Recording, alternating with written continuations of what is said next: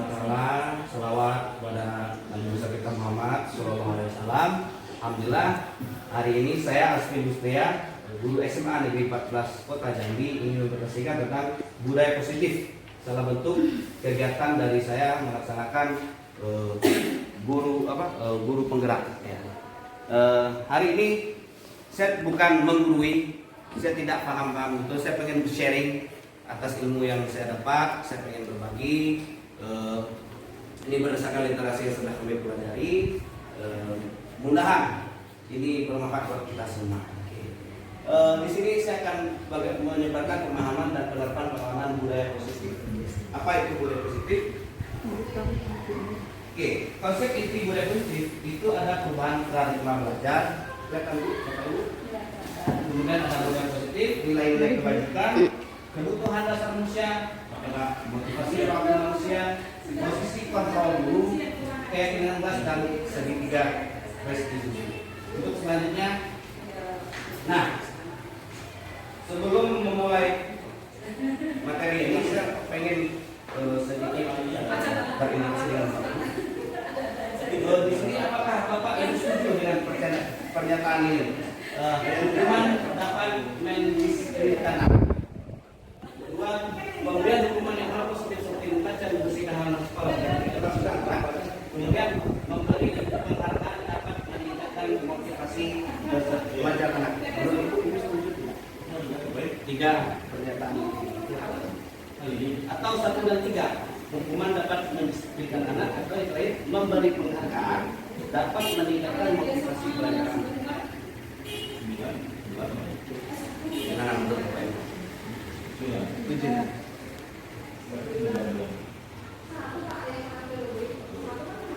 Gimana? Bisa juga Pak. Bisa. Dapat mendisiplinkan anak, teman bisa. Terus kita kasih motivasi, Ya. Penghargaan untuk meningkatkan motivasi dia. Bisa juga Pak. Nah. Kita akan bahas selanjutnya.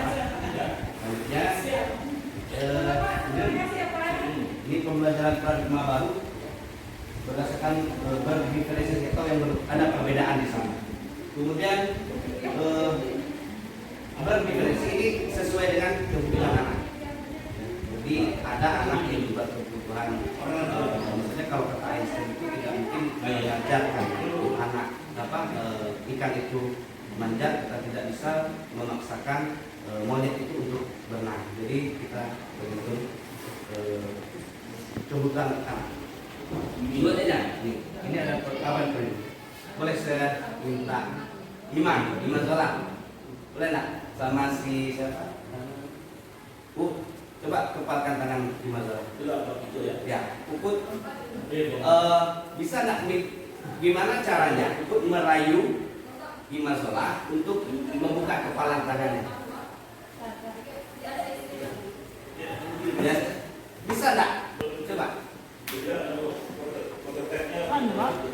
Ya bisa terserah. Dengan cara Puput sendiri bisa enggak Ima itu melepaskan kepalanya?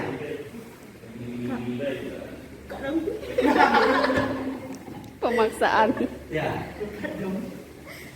Bisa enggak?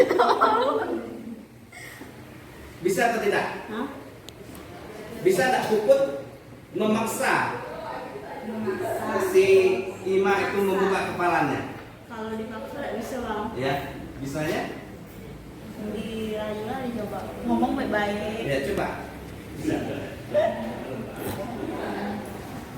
Dengan gerakan Pak, kalau dengan omongan rasanya nggak mau terbuka. Dengan gerakan tangannya terbuka. Ya.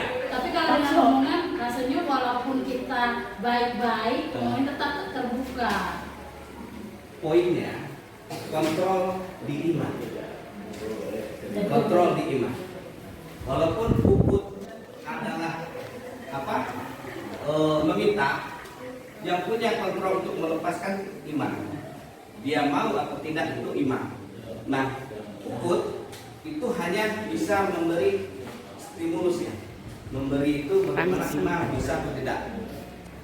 Di situ kita lihat anak itu kalau misalnya dia tidak mau, tinggal cara siput, mau cara merayu atau dipaksa. itu kontrolnya walaupun Puput yang punya kuasa tapi kontrolnya tetap di imam. Itu logika sederhananya. Nah selanjutnya ya ini ada stimulus respon ya. Kemudian ya tadi adalah bentuk salah satu kita sebagai guru. Jadi kita tidak bisa full control, tidak bisa. Kita cuma bisa memberi stimulus agar anak itu berjalan di relnya. Jadi kita tidak bisa memaksa. Nah, walaupun bisa terpaksa, jadi ada kemungkinan nanti kita lanjut lagi ke fungsi kontrol. Apa korelasinya antara kejaran tadi dengan materi berikutnya? Nah, disiplin positif itu adalah bagaimana kita bertanggung jawab. Ya, disiplin itu menurut Bapak Ibu itu apa? Disiplin itu adalah tanggung jawab seseorang terhadap sesuatu yang sudah disepakati. Nah, bukan berarti disiplin itu bangun datang ke sekolah jam 6 pagi itu juga bukan disiplin karena jam 7 letaknya. Yang benar adalah tanggung jawab kita yang harus datang jam 7. Jadi disiplin rutin di sini adalah bukan berarti kita misalnya saya datang ke sekolah harus jam 7 karena takut pakai sek. Nah, di sini adalah dari intrinstiknya, dari dalamnya adalah tanggung jawab saya sebagai guru yang datang 7 dan begitupun anak. Anak juga di sini saya pengen menyampaikan bahwa si anak ya kita mungkin harusnya anak itu merasa tanggung jawab mereka sampai jam 7 bukan karena hukuman seperti itu. Oke, kemudian sebagai pendidik tujuan kita adalah menciptakan peserta didik yang memiliki disiplin diri sehingga begitu mengacukan nilai kebajikan universal lebih motivasi intrinsik tadi. Jadi kalau mereka merasa diri mereka bertanggung jawab untuk disiplin, nah, maka mereka dengan sehingga bisa menciptakan budaya positif menciptakan kegiatan pelajaran yang menyenangkan. Nah, kadang-kadang kita juga anak-anak itu kan jangan Pak Asbin lagi. Kadang waktunya lama. Saya kira kita semua sama. Pengen anak itu kita datang ke dalam kelas, anak itu bahagia, merasa pokoknya kita merasa bahagia. Saya kira kita punya tujuan yang sama. Anak-anak pas kita masuk jam kita, anak-anak bahagia, tidak dikit-dikit melihat jam. Ya kan ada juga Pak sudah habis Pak, padahal kita masih lama karena motivasi tadi. Selanjutnya disiplin positif. Profil Pancasila kita belajar beriman pada Tuhan, berperilaku bertuhan, mandiri, yang efektif dan benar kritis. Nah, ada lagi yang namanya kebutuhan dasar manusia. Nah, kita di sini kita akan menjadi kita harus paham kebutuhan dasar anak didik kita seperti apa.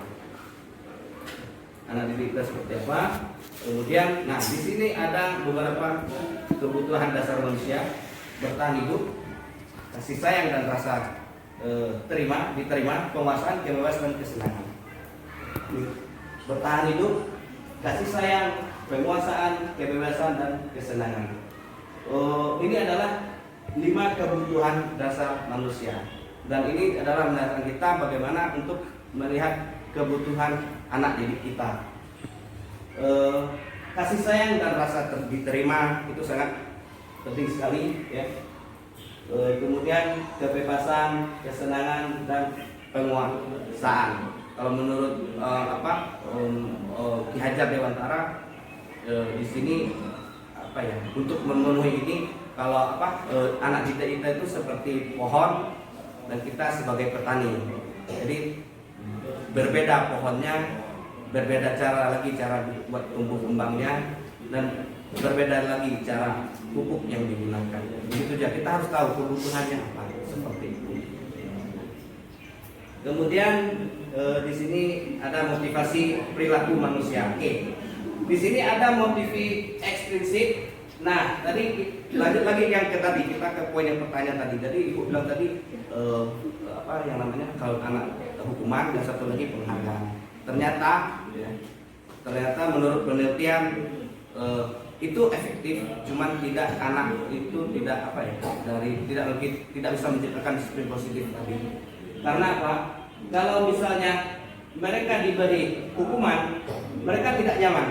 Kadang anak dongkol dan kepikiran nanti sampai pulang atau mungkin mereka berpikir dengan kepala mungkin Pak Askin tidak suka dengan saya atau apa sebagainya. Kemudian kalau penghargaan itu mereka pengennya kerja kalau ada yang lihat. Misalnya kalau ada maksudnya gini, kita bekerja bukan atas kemauan diri sendiri, tapi bekerja gara-gara ada tepuk tangan dari orang lain. Ya itu beberapa penggunaan akhirnya tidak maksimal untuk menurut teori. Kemudian yang jelas adalah bagaimana kita disiplin positif ini mendidik menghargai diri sendiri. Bagaimana menciptakan anak itu untuk menghargai dirinya sendiri. Jadi apa ya istilahnya? Kalau anak kadang kita saja seorang manusia biasa itu kadang tidak menghargai diri sendiri. Kita yang tidak merasa pede. Waduh, saya bisa nggak ya? Karena kita sebenarnya bisa.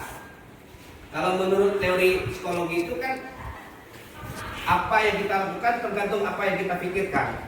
Misalnya pemikiran kita baca, kemudian jadi pemikiran referensi, kemudian jadi niat, kemudian jadi tindakan jadi kebiasaan jadi budaya.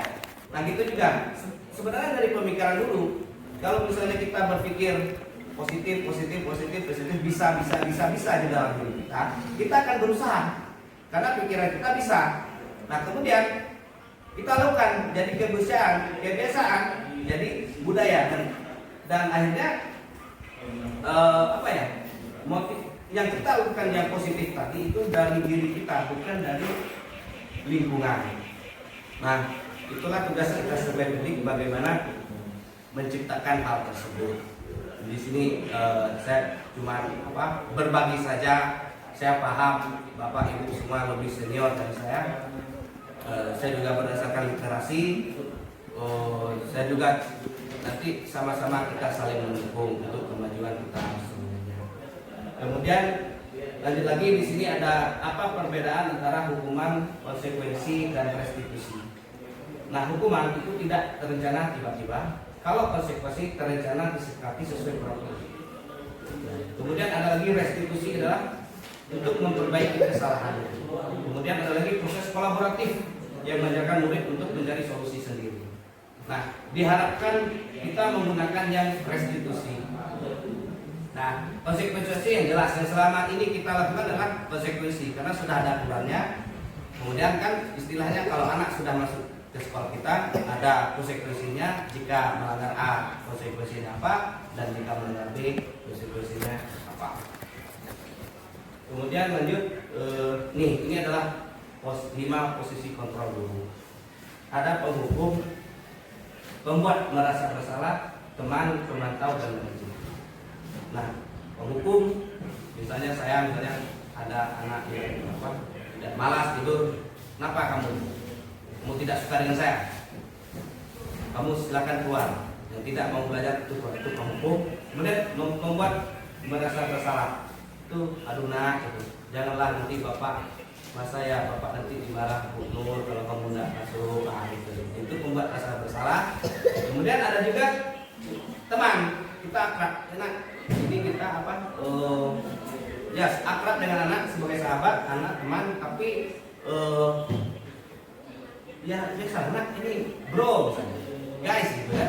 Kemudian ada juga pemantau kita hanya memantau dari luar, kemudian tidak memilih cuma memantau saja. Nah kamu tidak masuk, tidak kamu sekarang menghadap Bu BK, kamu menghadap siapa, itu kita cuma sebagai pemantau. Kemudian manajer. Nah yang terbaik di sini adalah manajer kita meminta anak untuk menyelesaikan masalahnya sendiri, atau dalam bahasa ininya win-win solution, sama-sama menang.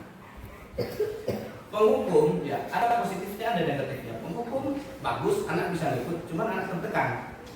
membuat merasa bersalah, bagus, itu kadang ya tidak bagus, kita nanti tidak ada dihargainya sama anak.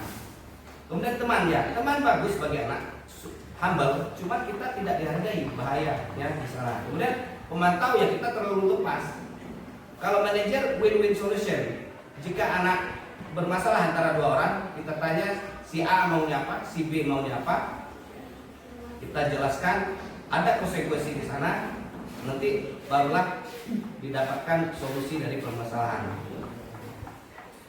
Kemudian ya ini penghukum, misalnya hormat bendera, berapa kali Bapak Ibu sudah tahu kamu selalu mengecewakan ibu bapak, ini contohnya. Kemudian teman, ayo dong ikutin arus sekolah, tolong bantu bapak ya. Sekali ini sudah yang lain, pokoknya sudah tidak apa-apa. Lain kali jangan berbagi pemantau, kamu sudah melanggar protokol sekolah, kamu tahu konsekuensinya. Setelah upacara kamu beli bersih dan jangan diulangi lagi. Ini beberapa contoh. Kemudian manajer, apakah kamu tahu kesalahan kamu? Kira-kira bagaimana kamu berbagi kesalahan? Jadi kita lempar ke mereka, kita bikin sebuah kesepakatan. Jika mereka melanggar, nah berarti mereka sudah jika mereka melanggar kesalahan yang sama, mereka sudah tahu tanggung jawab mereka di sana. Seperti itu. Kemudian ini kira-kira menurut Bapak Ibu ini, saya kecewa sekali dengan kamu. Menurut Bapak Ibu ini posisi kontrol guru seperti apa ini? Saya kecewa sekali dengan kamu.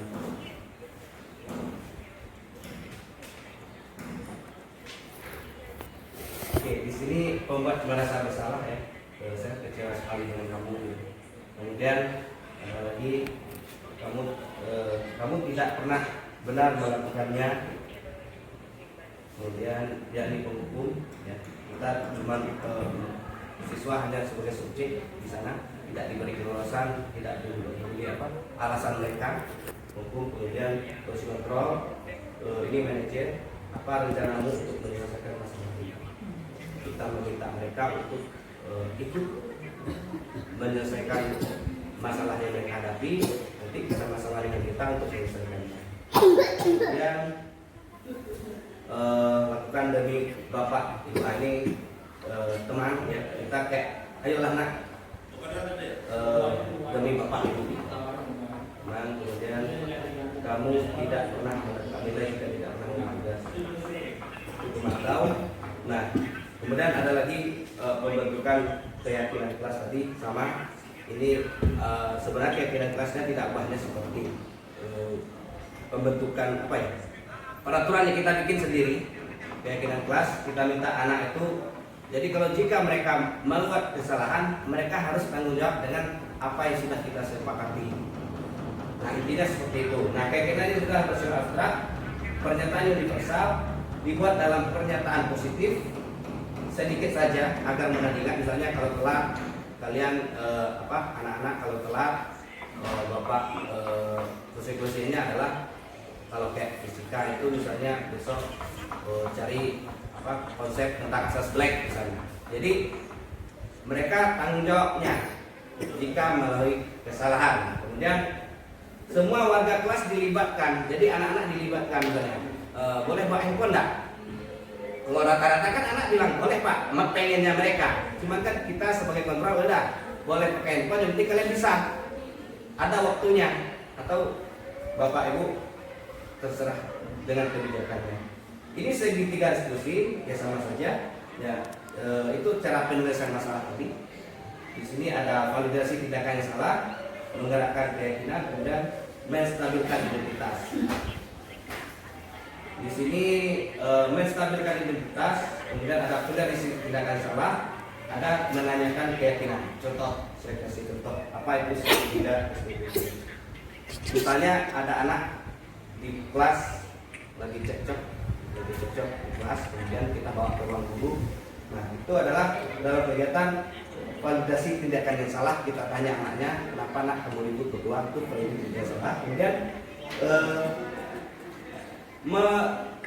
menstabilkan menanyakan keyakinan. Kalau tahu kan keyakinan di kelas kita kalau misalnya melanggar peraturan apa yang kita sesuai dengan kesepakatan tadi. Kemudian menstabilkan identitas adalah menetralkan. Tadi kita minta misalnya si A, Pak, misalnya mereka berantem, tidak terima dibilang gendut tadi. Nah, kemudian kita minta, kamu mah pengennya apa? saya pengen dia minta maaf Pak. Ya sudah, kalau kamu pengen maaf, mau nggak si B minta maaf? Nah, kalau dia mau, kita selesaikan, akhirnya damai dan tidak harus kita menghukum. Kalau misalnya bisa damai. Nah, yang perlu diingat, jika anggap aja mereka berlari mensobek, ada yang dirugikan, itu adalah si pelaku tadi diharapkan dia harus tanggung jawab apa yang sudah mereka lakukan, tidak bisa dilepas saja. Jadi apa kamu dilem, setidaknya mereka tahu kalau mereka salah, mereka harus bertanggung jawab. Saya kira seperti itu. Penutupnya ya sesuai dengan standar nasional. Yang diharapkan kita di sini adalah sebagai manajer, mendidik sebagai fungsi kontrol manajer. Saya kira presentasi saya cukup. Saya mohon maaf sekali Bapak Ibu semuanya. Saya pengen bersharing saja, tidak ada ya sharing dengan apa yang saya dapat.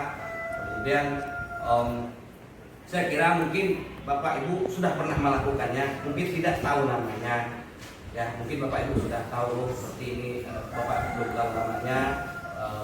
Kayak saya tuh, saya pernah jadi penghukum, saya pernah jadi teman, tapi kita kan tidak tahu namanya. Sebenarnya di dalam hati kita seorang guru, kalau kita sudah kuliah guru, kita sudah punya hati yang tidak bisa dilepaskan. Pasti itu. Kodratnya seorang pendidik itu pasti. Karena kadang-kadang hati kita tidak bisa berbohong. Pasti ada rasa sayang di hati kita. Pasti ada rasa kasih di hati kita. Pasti tidak ada guru atau pendidik satupun yang tidak sayang dengan muridnya.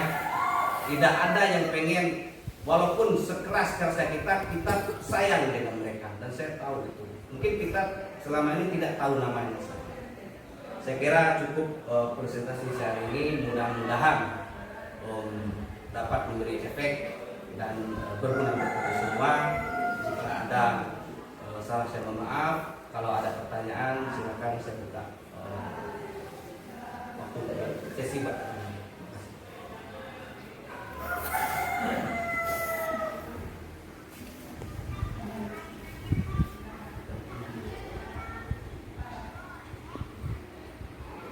Pak Ida, ada pertanyaan?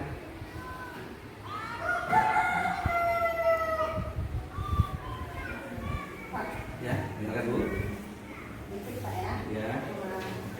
Dari hasil presentasi Bapak tadi kan ada yang kita kembalikan kepada siswa. Ya. Bagaimana solusinya kita cari sama-sama. Berdasarkan di lapangan yang telah kita lakukan, pernah kita lakukan ya Bu Firda sebagai BK, kita kembalikan kepada siswa. Ada beberapa temuan Bu, berjanji ya Bu, kita bikin perjanjian. Kamu yang minta ya nak, ada perjanjian bukan Ibu. Nak, kenapa kamu terlambat? Ditanya bagus-bagus. Solusinya gimana? Kami Bu bangunnya kesiangan. Solusinya kembali pada dirimu. Itu masalah kamu. Aturlah bagaimana jadwal tidur kalian, bagaimana jadwal kalian bangun tidur. Saya bilang gitu kan. Kembali lagi kepada kalian. Besok ketemu lagi. Hah? Ketemu lagi ya? Gitu kan? Iya Bu. Ini udah 2 kali loh Bang. Lambat juga. Ini kan temuan ya. Lambat juga, kita tanya lagi bagus-bagus, masih kesiangan. Jadi solusi terbaiknya apa? Biasanya kemarin jam 7, sekarang jam 7.30, sudah lewat setengah jam. Jadi kan solusi kita kembalikan ke siswa, ternyata tidak dapat solusinya. Jadi bagaimana cara kita menyikapi hal ini? Gitu kan? Kalau kita ketemunya di kasus seperti ini, sebenarnya banyak kasus lain temuan kami, gitu kan? Ya kita namanya sharing loh, menurut Bapak bagaimana gitu kan? Oke, ada lagi pertanyaannya dari Bapak Ibu? Mungkin ada pertanyaan? Tidak ada? Ya silakan. Kami mau nyambung yang omongan Ibu Tuti tadi Pak, berkaitan apa? Kita kan sudah mendisiplinkan anak nih Pak. Ya. Anak ini kadang tidak mendisiplinkan diri mereka sendiri. Nah, bagaimana cara Bapak atau biar guru tahu kan solusi biar anak ini disiplin apa tanggung jawab dia di sekolah ini Pak? Karena kita sudah menerapkannya tapi mereka tidak mendisiplinkan diri mereka Pak. Oke. Terima kasih. Oke, terima kasih Bu Titi dan Bu Fitri. Ya. Kalau ini kita kembali lagi ke Kemarin itu memang sulit, saya pernah coba, kita sama-sama pernah, apalagi saya masih seumur jagung jadi guru ya. Secara teori itu berdasarkan filsafat Ki Hajar Dewantara, di mana kita adalah di sini sebagai penghamba bagi peserta didik. Maksudnya apa? Bukan berarti kita menyembah mereka, tidak. Ya itu tantangan buat kita. Saya menyadari secara dalam hati kita itu buat sabar, ikhlas itu berat sekali buat anak. Saya memahami kadang apa ya, tapi kita mudahan kita selalu mencoba. Sekarang Pak mau tanya sedikit masalah kontrol tadi Ya. kan. Ini kan menyambung ke kontrol kita. Ya, Kontrolnya di siapa sekarang, di siswa atau kita? Nah, Kita kan banyak meminta pada siswa supaya Ya. mereka berubah. Ya. Bapak tadi kan Ya. tahu tuh. Ya, Nanti betul. Bima yang punya kontrol bagaimana Ya, betul. caranya si Puput melalui Bima. Ya, Nah betul. sekarang bagaimana kontrolnya di mana? Di Nah. siswa, di saya atau saya yang melayu atau bagaimana? Gitu. nah itu logikanya. Kalau di lapangan, nah, ya menuju ke tadi ke manajer. Bagaimana kita manajer? Misalnya anak telat, ya udah konsekuensi minggu depan apa? Mereka harus tanggung jawab. Berarti kan kita kembali kepada aturan yang ada di sekolah. Ya. Kalau menurut aturan kita ada tuntutan kan seperti itu. Ya, itu. Tapi tetap ada hukuman. Sementara kan hukuman efeknya belum tentu bagus, membuat siswa benci kepada kita, membuat siswa merasa tertekan dengan hukuman yang kita kasih. Ya. Bagaimana penyesuaiannya kembali ke kejadian yang Bapak bilang tadi? Kalau sederhananya gini, sebelum mereka masuk ke sekolah kita, mereka ada peraturan. Sebenarnya itu kita bisa bilang keyakinan sekolah. Itu kita sampaikan. Kemudian di sana ada konsekuensi. Mungkin selama ini yang perlu diubah adalah saya tidak tahu mungkin. Nanti kan balik lagi nih Pak, manajerial kembali Ya. ke siswa. Nah. Siswa, saya sering tuh Ya. balikkan ke siswa, tapi kembali ke aturan sekolah. Nah, ini ini dulu. Peraturan dengan keyakinan itu beda. Beda ya. Beda. Kalau peraturan dibikin sepihak kayak negara, itu bikin undang-undang peraturan itu secara sepihak. Kalau keyakinan bersama-sama orang tua murid untuk sekolah bikin Ada nggak saran sedikit untuk kami yang memang ke lapangan ini, kontrol kami itu di mana? Terkadang bukan satu masalah yang kami hadapi, Ya. bukan terkadang kami juga lepas kontrol. dengan Sebenarnya sikapnya. saya juga salut dengan Bapak Ibu berdua. Sebenarnya semuanya tanggung jawab kita bersama. Budaya positif ini tidak bisa tercipta oleh 1-2 orang saja.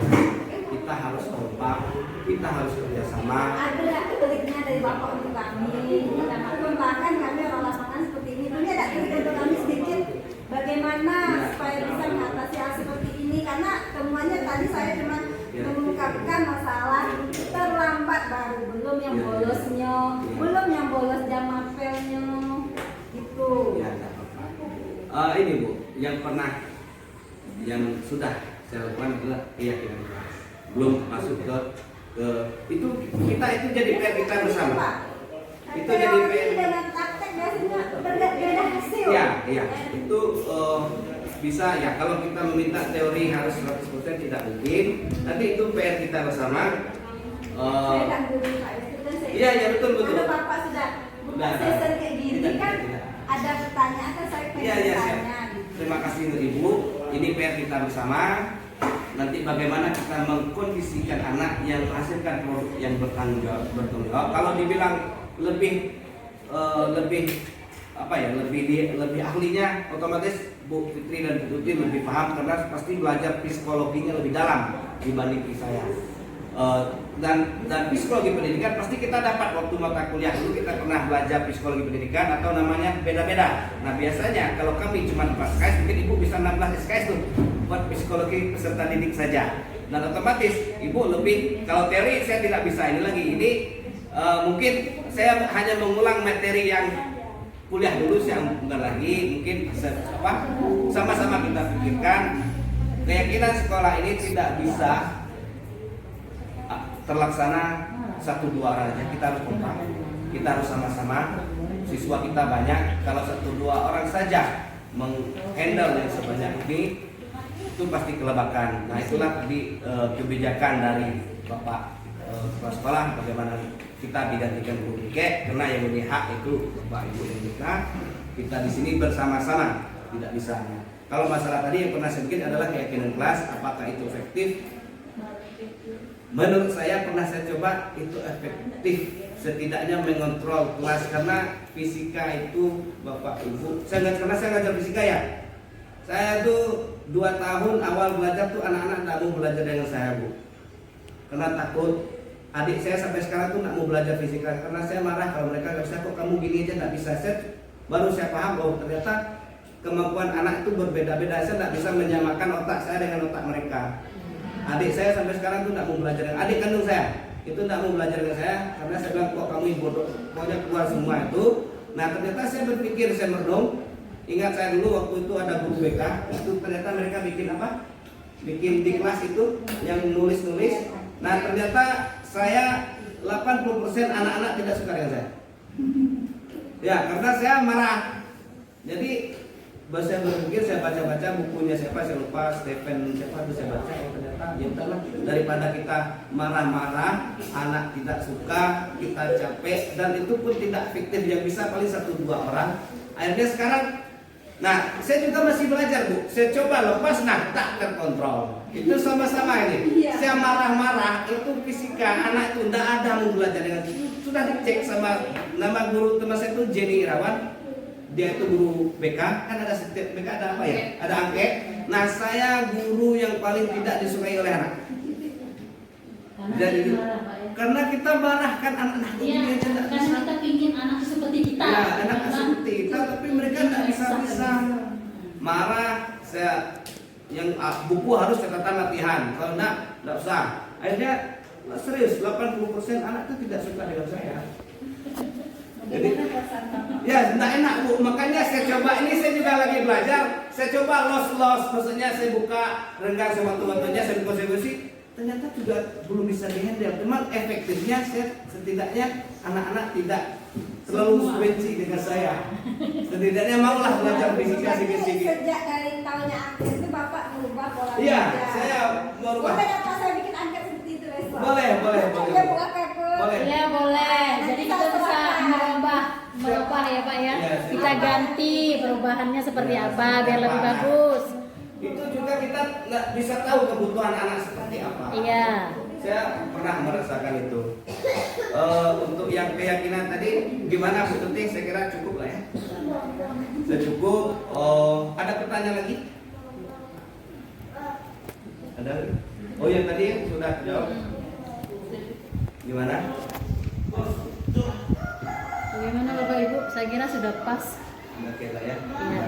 Nanti sama-sama kita belajar lagi. Yang penting forum ini tidak lepas sampai di sini saja. Kita sering sharing. Saya juga masih pengen belajar dengan Bu saja. Kita sharing saja untuk kemajuan kita bersama. Saya kira cukup. Saya tutup dengan wabillahi taufiq wal hidayah. Wassalamualaikum warahmatullahi wabarakatuh. Waalaikumsalam warahmatullahi wabarakatuh.